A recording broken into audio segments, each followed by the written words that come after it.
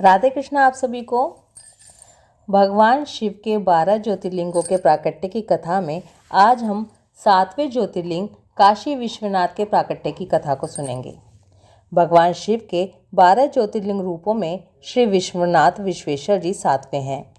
श्री विश्वेश्वर ज्योतिर्लिंग उत्तर प्रदेश के वाराणसी नगरी में विराजमान है, जो श्री काशी विश्वनाथ के रूप में माने जाते हैं।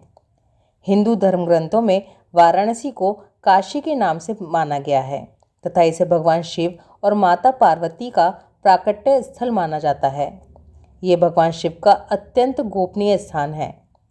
पूरे संसार में प्रलय आने पर इस अलौकिक नगर को भगवान शिव अपने त्रिशूल पर धारण कर लेते हैं तथा जब नई सृष्टि का निर्माण होता है तो उसे यथास्थान पर स्थापित कर देते हैं। काशी को संसार की सबसे पुरानी नगरी के रूप में माना जाता है। श्री दशाश्वमेध, श्री लोलार्क, श्री बिंदु माधव, श्री केशव और श्री मणिकर्णिका नामक दैवीय घाटों से युक्त होने के कारण काशी को आनंदवन, आनंद कानन और अविमुक्त क्षेत्र के रूप में भी जाना जाता है। श्री विश्वेश्वर ज्योतिर्लिंग की उपासना से अगस्त्य मुनि और ऋषि वशिष्ठ आदि तीनों लोकों में पूजनीय माने जाते हैं। मोक्ष की प्राप्ति के लिए अनेक साधक और योगी वाराणसी में निवास करते हैं, प्रभु की आराधना में लीन रहते हैं। ये स्थान सदा सर्वदा से ही ऋषि मुनियों मुमुक्षुओं का प्रिय रहा है। भगवान शिव स्वयं शिव पुराण में माता पार्वती से कहते हैं, काशी में निवास करना मुझे सदैव ही प्रिय लगता है, इसलिए मैं सर्वस्व त्याग कर काशी में वास करता हूँ। भगवान शिव के अनुसार बालक, युवा, वृद्ध, पुरुष की किसी भी स्थिति में काशी में मृत्यु होने पर वो मोक्ष को प्राप्त करता ही है।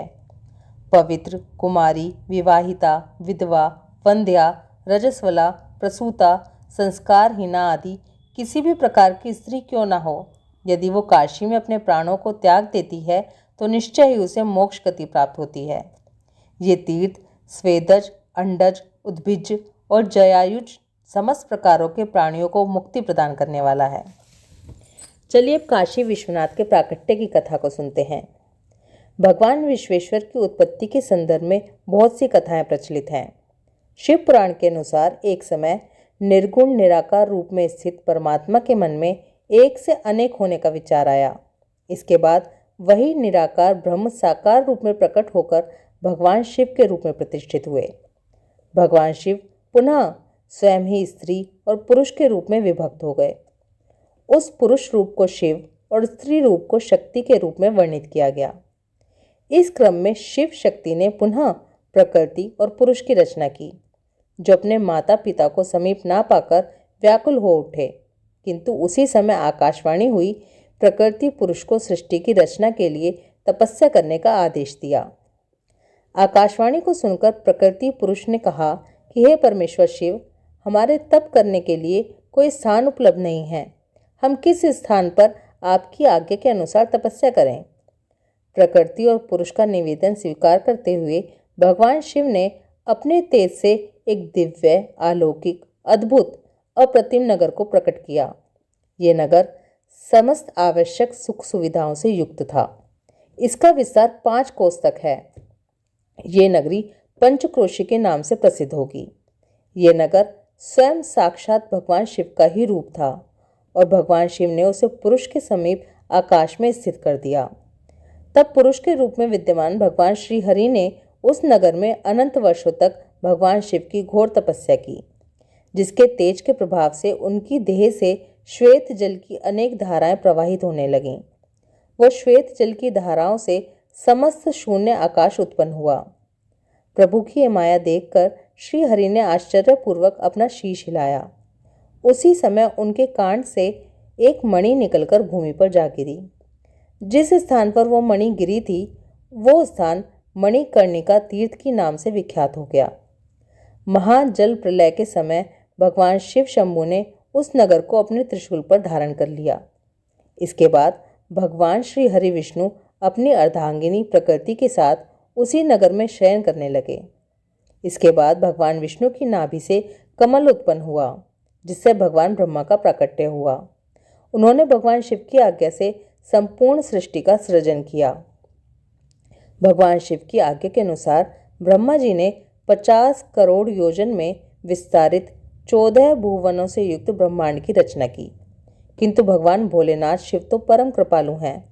उन्होंने मन ही मन विचार किया, ये कर्म बंधनों में फंसे प्राणी भला मुझे कैसे प्राप्त कर पाएंगे।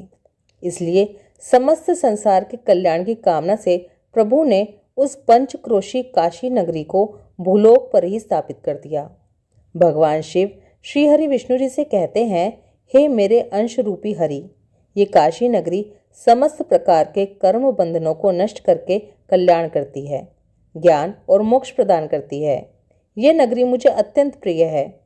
यहाँ स्वयं परमात्मा ने अविमुक्त लिंग की स्थापना की है, इसलिए तुम्हें सदैव इस नगरी के क्षेत्र में ही निवास करना चाहिए।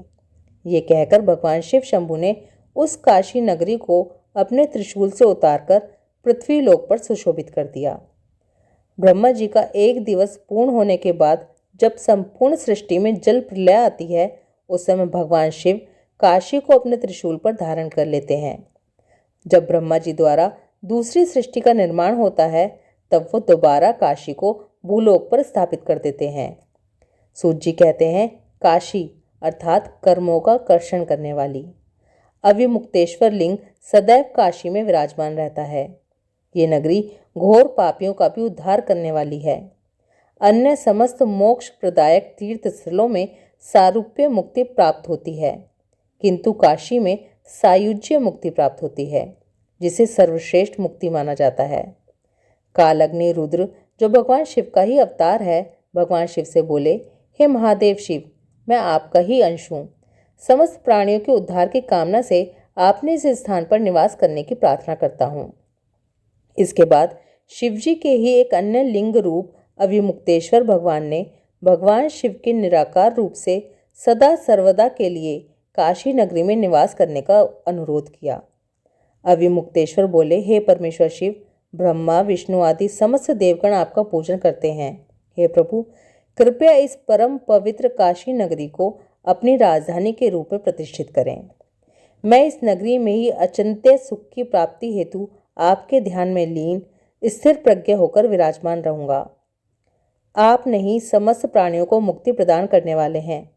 आप ही सभी मनोरथ सिद्ध करने वाले हैं। इसलिए सृष्टि के कल्याण हेतु कृपा करके यहाँ देवी पार्वती सहित विराजमान हो जाएं। भगवान अविमुक्तेश्वर की प्रार्थना स्वीकार करके भगवान शिव देवी पार्वती सहित वहाँ विराजमान हो गए। उसी समय से काशी समस्त लोकों में सर्वोत्तम नगरी के रूप में विख्यात हो गई। बोलो काशी विश्वनाथ की जय। काशी विश्वनाथ प्राकट्य की कथा खत्म। ओम नमः शिवाय। राधे कृष्णा।